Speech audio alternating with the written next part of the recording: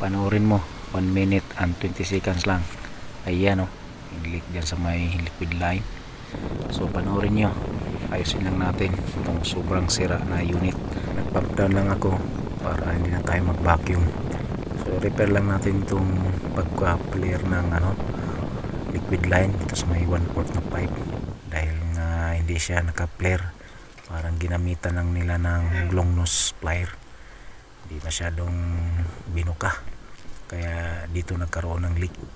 So may dala naman tayong flaring tools para maayos natin pagka-flare. So yan, purge lang natin para hindi na tayo mag-vacuum. Tapos magdagdag lang tayo ng konti ng refrigerant 22. So yan, saglit lang naman to guys, dahil meron pa namang laman na 35 suction pressure, kaya pwede na tayo hindi na mag-vacuum. Pero kailangan natin i-forge yung evaporator coil. Ayan, ayos na guys, pwede na to. 150 SR para time natin 2025, pwede na pambili ng ulam. Ayan o.